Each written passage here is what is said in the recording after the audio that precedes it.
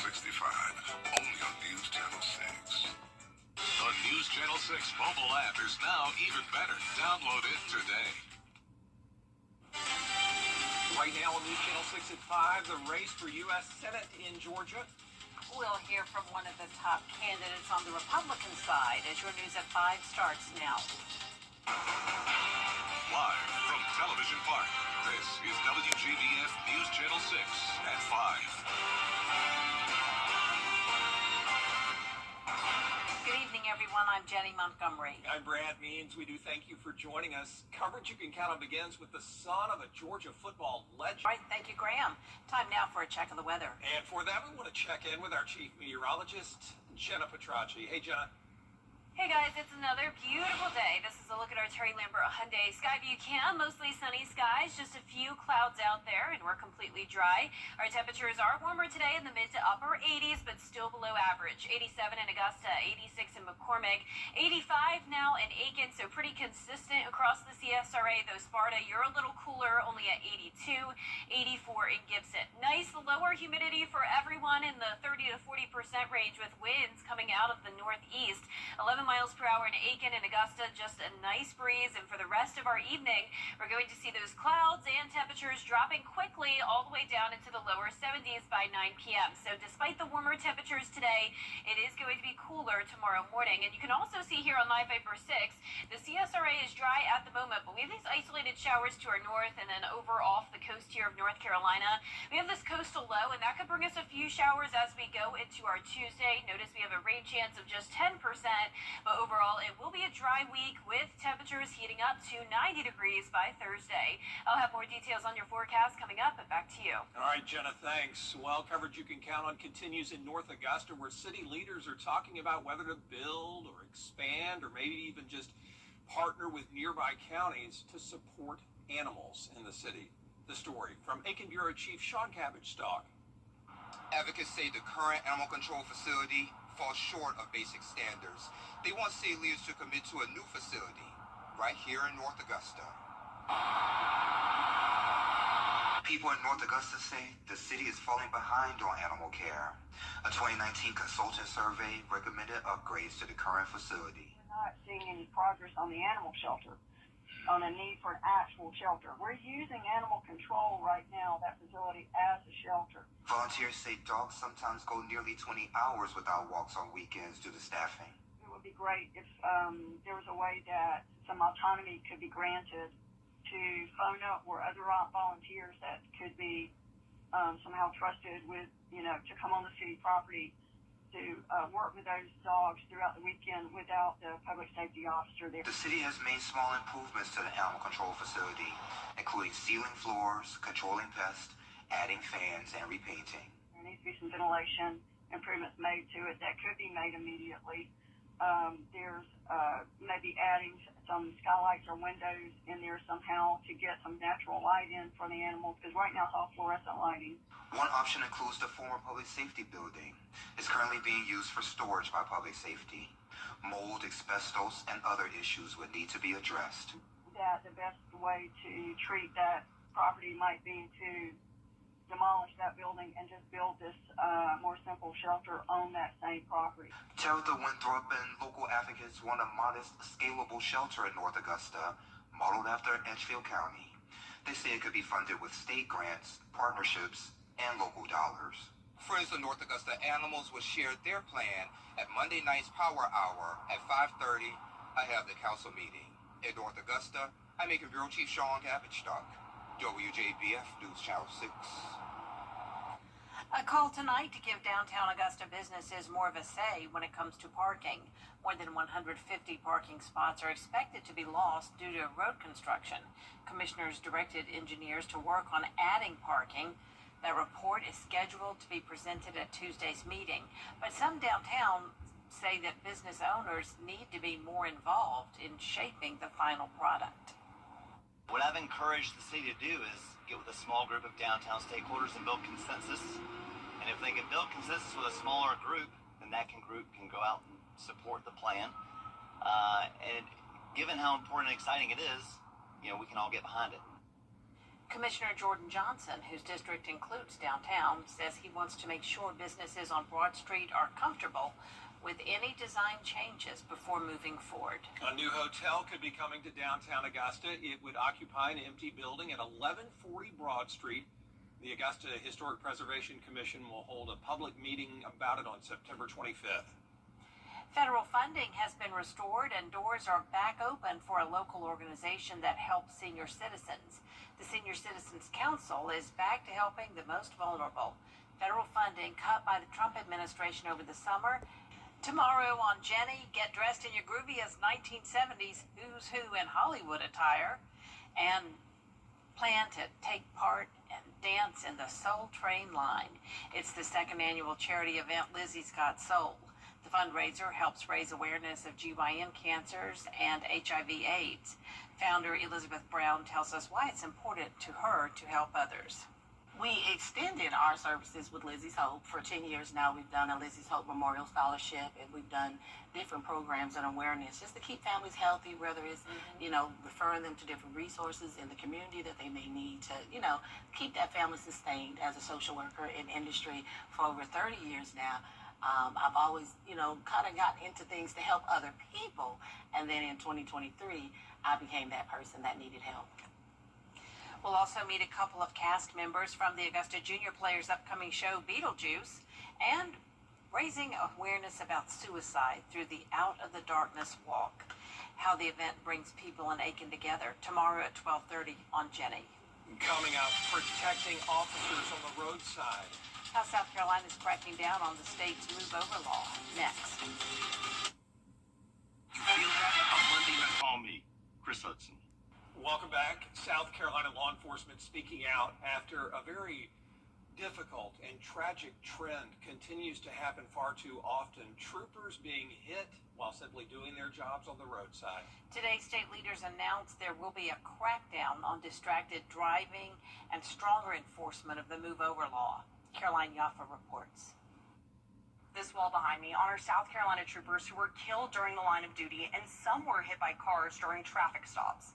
Now law enforcement is launching a statewide crackdown to make sure this wall doesn't grow any longer. Do not subject another mother to bury her son. Senior Trooper Michael Rea was struck off the roadway in 2002.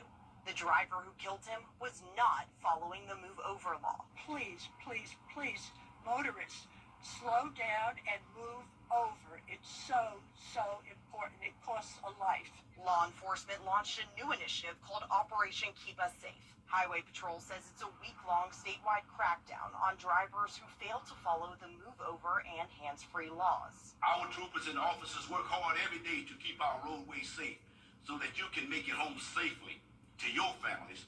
So I plead with you from the bottom of my heart in asking you to do the same and do your part to make sure these officers make it home safe to their families. The move-over law requires drivers to move over one lane or slow down significantly when approaching any emergency or utility vehicle with flashing lights stopped on the side of the road. At some point, the issue of safety is no longer in their hands, and instead is in the hands of the people driving on our roadways. I know I'm not alone when I say it seems like people just don't care. Now, if you get pulled over for not following the move-over law, you will still receive the standard fine of between $300 and $500. But some members of law enforcement say it's not enough. My wish would be that when judges have these violators appear before them, they don't give them a fine. They make them go stand on the side of the interstate with a sign that says, "I'm stupid," and let them stand there for about 4 hours as cars go by about 80 miles an hour within inches of them, to let them see how it feels. Trooper Devin Kugler was hospitalized in 2022 from being struck by a driver, and he says it's emotionally exhausting watching this happen over and over. Even if they didn't pass away, you know what the road to recovery is going to be like for them. And just knowing that from what I had to go through, it's mentally and physically exhausting. In Blythewood, I'm Caroline Yaffa. Still ahead, hurricane recovery in North Carolina. Why the governor is asking for more funding after the forecast. And it's a really nice start to our week. Mostly sunny and dry days ahead with temperatures warming up slightly. And we're also keeping a close eye on the tropics. I'll have your full Viper 6 forecast when we return.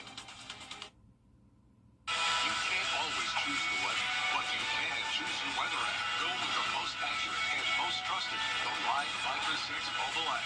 Download it today. At Kroger, you never come. Wine tasting, designer boutiques, and a dazzling fashion show at Wine, Women, and Shoes. Thursday, September 18th at 6 p.m. All proceeds to benefit Ronald McDonald House of Augusta. Buy your tickets now at WJBF.com/WWS. At Kroger, you never compromise. Now, your most accurate forecast with WJBF Live 5 for 6. Welcome back. I hope you're having a nice Monday. This is a look at our Terry Lambert Hyundai Skyview cam over at the Amentum Center in Aiken. Some nice shade because we do have some cloud cover today, but we are staying dry. Temperatures have warmed into the upper 80s, 87, feeling only like 86 though, and that's thanks to dew points in the mid-50s. Humidity's down to 34%.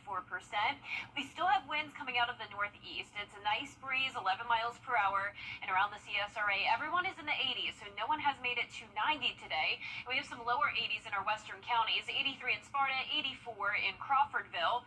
And as for our satellite radar, just a few clouds passing by, and as we zoom out, we have some isolated showers here in North Carolina, all part of this coastal low.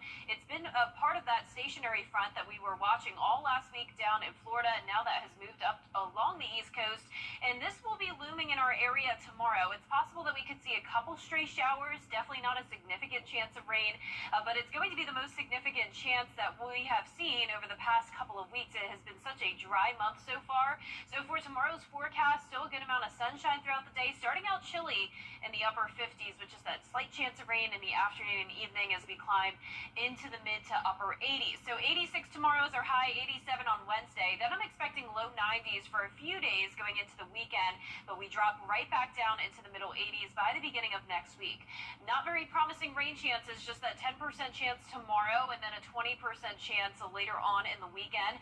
But we are on track to potentially be one of the driest Septembers on record for the Augusta area. So far this month, we've picked up less than a tenth of an inch of rain. Of course, you can see there it's not possible that we'll get into first place, but fifth place picked up on a half an inch of rain back in the early 1900s. So it's possible that we could get close to that.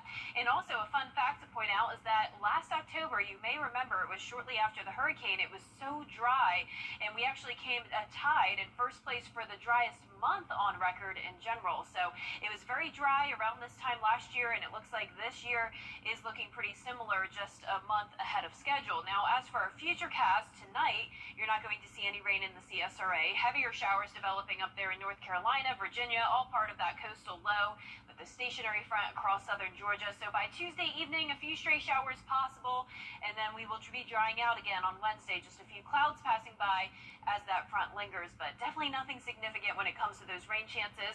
It will be dry completely by lunchtime tomorrow, so it really won't be until around 6 o'clock in the evening where our northern counties could see those stray showers, and that continues until around 8 to 10 o'clock at night, but really not seeing anything widespread. Now, this time of the year, it's typical for us to get the majority of our rain from tropical systems, but it's been so quiet in the tropics lately. We're only watching this one area potential development, 90% chance now, so it does look likely that this will become our next tropical depression, if not next named storm, by the middle of the week, and that would be Gabrielle. So we will keep you updated on that. There's no threats to the CSRA as of now, so things are looking good. We'll be in the low 60s tonight, some places in the upper 50s, and then our highs tomorrow will be in the low to mid 80s. That 10-day forecast is showing the temperatures heating up to 90 degrees starting on Thursday. A mix of sun and clouds and low chances of rain, just a 20% chance this weekend, and as we head into that first day of fall next Monday, and it will be feeling like fall again next week with those temperatures in the 80s. Look forward to that. Thanks, Jenna. North Carolina's governor asking for more funding for Hurricane Helene recovery. The state has gotten more than $1 billion in recovery funding, but Governor Josh Stein says that covers less than 10% of the damage done. States that were similarly devastated following Hurricanes Katrina, Maria, or Sandy saw 70% of their damages covered by federal funding. The average is typically between 40 and 50% of total damage in federal relief dollars. The governor is requesting an additional $13.5 billion in recovery assistance and says the money will go toward rebuilding homes, helping small businesses, and local governments. Up next, an apartment that takes you back in time. How one woman turned her living room into the deck of the Titanic. After the break. I was hit by drunk driver. I wanted justice and results. George C. got me both. My recovery, $3 million. Go with the name you know and trust.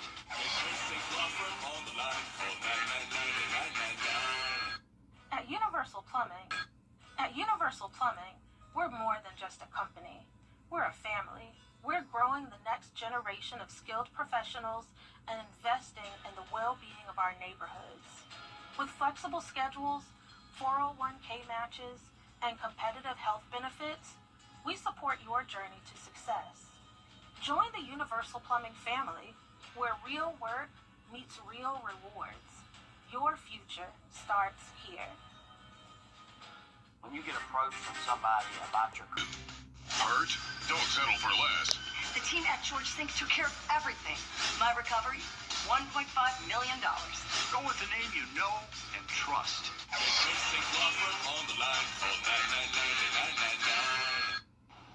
Welcome back, everybody. A woman in New York going viral for the way she decorated her apartment. She turned her living space into a tribute to the Titanic. Here's Danny New. She slowly spent the past 6 months transforming her New York home into... Welcome aboard the Titanic. You heard that right, the Titanic. The ship since she first saw the movie in theaters at 11 years old.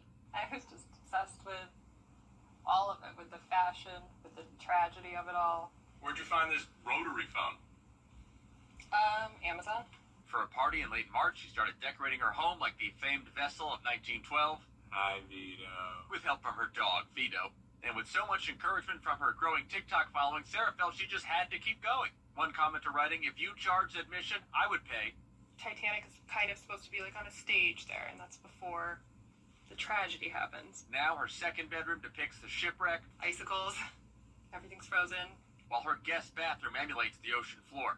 Its supremacy would never be challenged. In fact, her living room is a copy of one of the dining rooms, which, personally, was hard to pass up. Oh, Jack. Oh, Rose. However, now Sarah says it's time for this all to come down. Has it been like a full-time job for you?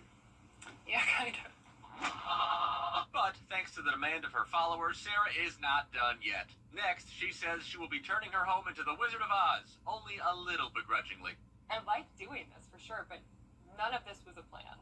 Well, who better to honor Dorothy and Toto than Sarah and Vito? For the record, I did ask Sarah how much money she spent on everything, and she said she truly doesn't know. I said, more than 1,000? She said, yes. I said, more than 10,000. And she went, what do you think? In New York, for ABC News, I'm Danny New. And that does it for us this half hour, but we do have more coverage you can count on at 5:30. We'll check today's national and international headlines with Dee in a moment. Every day, ordinary people in the CSRA do extraordinary things to serve our community. Each month, News Channel 6 recognizes these outstanding volunteers with the Giving Your Best Award.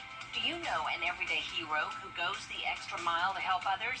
Nominate them for the Giving Your Best Award by visiting WJBF.com and filling out the entry form. Sponsored by Science Co., Piedmont Augusta, Security Federal Bank, and News Channel 6. Okay, kids. Are you feeling the pains of a bad 18-wheeler wreck? I've got this. I'm attorney Ken Nugent. I've got a top-notch group of lawyers who stand firm against an insurance company's greedy ways. We'll do it the easy way or the hard way, but we won't stop until they pay you the maximum settlement you deserve. One call, that's all. Call Ken.com. Bye-bye now. That's right. Run to mommy. Hey guys, it's Anna Christina here for Roof Savers, and we're proud to introduce our proven, lab-tested, patent-pending Renew It 17, the only asphalt shingle preservation product that provides 17 continuous years of coverage for your roof with just one application and one treatment, which will save you thousands of dollars versus an expensive roof replacement. Call Roof Savers right now for your free roof inspection to see if your roof qualifies. America's #1 choice for roof preservation is Roof Savers. Save your roof. Save your money. Over the years, thousands of people have gotten their hands on one. And who knows, you could be next. Win your very own Good Morning Augusta coffee mug at WJBF.com/coffee club. Sponsored by Honda Cars of Aiken. The Live 5 or 6 Skyview Network, sponsored by Terry Lambert Hyundai. Live from Television Park, this is WJBF News Channel 6 at 5:30. Good evening, everyone. I'm Dee Griffin. Thanks so much for joining us on News Channel 6 at 5:30. Topping today's headlines, Republican Senate candidate Derek Dooley is in Augusta today. Mr. Dooley joined Augusta business owner Brad Ushery and Governor Brian Kemp for a panel discussion. They talked about a variety of issues at the local and national levels. Governor Kemp and his team have endorsed Dooley for the Senate seat. South Carolina law enforcement just launched a statewide crackdown. The new initiative is called Operation Keep Us Safe. Highway Patrol says it's a week-long statewide crackdown on drivers who failed to follow the move over and hands-free laws. If you get pulled over and not follow those laws, the standard fine is between $300 and $500. We'll have these headlines and more at 6, but first, coverage you can count on continues with President Trump asking Congress. Family says they've been touched by how their neighbors and community members from all sides of the political spectrum have reached out to them, seeing what they can do to help. Well, it's time now for our first check of our forecast with Chief Meteorologist Jennifer Tracci, and it was another beautiful day. Yeah, looking great out there, Dee. Can't complain. We have mostly sunny skies, just a few cumulus clouds here on our Terry Lambert Hyundai Skyview Cam from Augusta Marriott. A great day to be out and about as temperatures are a little bit warmer, but still below average. We're in those mid-80s, some upper 80s. Barnwell, you're at 88. Augusta now at 87. 85 in Aiken. Gibson, you're at 84. And our coolest spot today would be Sparta at 83. Relative humidity is nice and low for everyone, around 30 to 40%. We have this dry air mass still in place with winds out of the northeast. 8 miles per hour in Aiken, 11 in Augusta and Waynesboro. Just a pleasant breeze tonight. And for the rest of your evening, you can see temperatures going down into the upper 70s by 8 p.m. and low 70s by 9. So despite it being warm out there right now, those temperatures will drop off quickly. And then tomorrow, we could be seeing a few isolated showers. Nothing significant. It's not going to be widespread rain. But notice right now on Live 5 for 6, we're already seeing some spotty showers to our north and over off the coast of North Carolina, all part of a coastal low, which we'll be talking about in the full forecast. But looking ahead to the next few days, just a 10% chance of rain for tomorrow. Dry as we go into the middle of the week and heating up to 90 degrees again. I'll have more details on your forecast coming up, but back to you, Dee. All right, thanks so much. We'll see you then. A woman living in Bluffton, South Carolina, is waiting to hear if she may get deported after being detained on vacation. Coming up, Emmy winners and performances, and the movie getting a sequel. It's all new and up next in What's Trending. Nice start to the week. We have lots of sunshine. It's staying mostly dry, and temperatures will be heating up a little bit. I'll also have an update on the tropics, all coming up after What's Trending.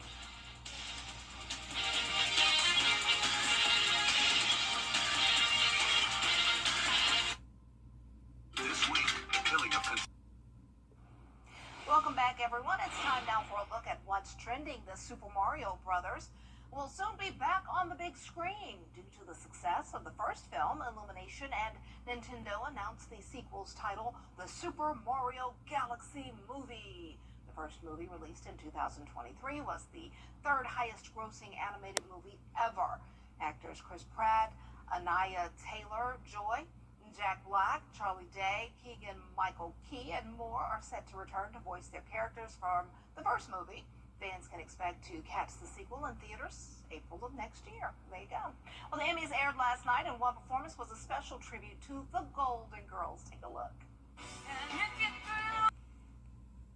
Okay, confession time. I didn't watch the Emmys. My cable, for some reason, didn't have any sound on it, so I was watching Beauty and Black on Netflix last night. So, yeah, sorry, I didn't watch. But it's good to see the winners and love a lot of the dresses. And the young man, I can't remember his name, please forgive me, but I did hear his a recap of his speech, and it was so inspiring. It made me think, and the babies will lead us, or the children will lead us, because his speech really spoke to me about going out and stepping out of your comfort zone, and you will succeed. That young man is very smart, and he's going to go some big places in life. So I don't know. I'm sure we can catch him on YouTube, all the different highlights from last night. So be sure to check that out. We're also checking out our weather forecast.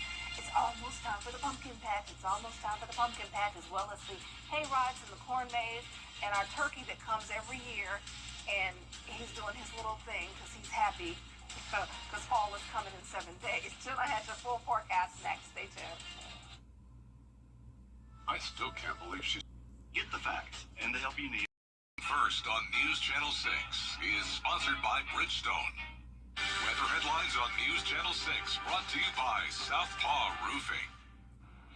Now, your most accurate forecast with WJBF Live 5/6. Welcome back. Here's a look at our Terry Lambert Hyundai Skyview cam over at Washington Road. It's not completely sunny out there, but definitely mostly sunny with just a few pop-up clouds. Not expecting any rain tonight, and temperatures are looking nice. We're sitting at 87, so still below average, but warmer than it was last week. We have a northeast breeze of 11 miles per hour. That's bringing in the drier air. Notice humidity down to 34%. Dew points are in the mid-50s. And around the CSRA, pretty consistent temperatures from the north down towards the south. 86 in Lincolnton and down in Swainsboro. Aiken, you're at 85. Same thing in Saluda. And only at 82 over in Sparta. Now, our satellite radar not showing any rain nearby here in the CSRA, but we do have some showers along the Appalachian Mountains and then off the coast of North Carolina, all part of this coastal low. This will be looming in our area tomorrow, so I will say there is a chance of rain. Don't get too excited if you're wanting a good, nice rain for your lawn. It's not looking like that'll be the case this week, but we could see a few stray showers, so just don't let that alarm you if you're out and about tomorrow evening. Now, starting out our day dry and chilly, upper 50s, then climbing into those mid-80s later on. Plenty of sunshine to look forward to this week as well. We will be heating up to 90 on Thursday, 91 on Friday, 90 on Saturday, before we drop down into the upper 80s again for the start of fall. Now, when it comes to the rain, it's not looking very promising. I have it at a 10% chance tomorrow, then 0% as we head into the start of the weekend, with just a 20% chance Sunday into Monday of next week. So far for the month of September, we picked up on less than a tenth of an inch of rain. Now you can see we're not going to come in first place. That was just 0.06 inches back in 1919, but we could end up being in the top 5 this month because I'm really not seeing significant amount of rain coming our way as we go into the end of this month. It's looking like it's going to stay very dry with just those isolated shower chances. And you may remember this month is looking similar to how last October did when we came tied for first place for the driest month in general on record for the Augusta area. So not just October, but driest month in general. We only picked up a trace amount of rain last October. Of course, we've had a little bit more than that, but this time of the year, it is common for us to be on the drier side. If we do see rain, a lot of times it's from tropical systems, but the tropics have been quiet lately. And this coastal low here, you don't have to worry about that becoming a tropical system. That's just going to bring some heavy rain to North Carolina, Virginia, parts of the upstates could see some showers. And for us, it's just this wraparound moisture that could produce a couple showers tomorrow evening, and then we dry out on Wednesday with just a few passing clouds as that stationary front lingers. It will be completely dry around lunchtime tomorrow, and then once we get to around 6 o'clock in the evening, that's when we could see a little bit of rain, but definitely nothing widespread. Now, like I mentioned, we've been seeing very quiet activity in the tropics. We are watching this one area of potential development. This will likely become our next named storm by the middle of this week, which would be Gabrielle. So we'll keep you updated on that, but no reason to worry as of now in the CSRA. We'll be around 60 degrees tonight. Highs will be in the low to mid 80s, a little warmer down towards the south, and that 10-day forecast showing partly cloudy skies and then becoming mostly sunny to end the work week. Isolated showers possible Sunday into next week as those temperatures drop back down into the 80s. All right, thanks so much. Well, coming up, weird laws for one mythical creature. We'll have those details after the break. That's her husband.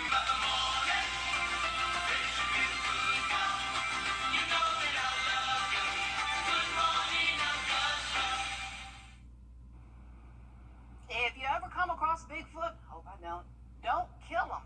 In certain counties across the U.S., it's actually illegal to kill Bigfoot. Officials in a county in Washington passed an ordinance back in 1969 outlawing the killing of the Sasquatch.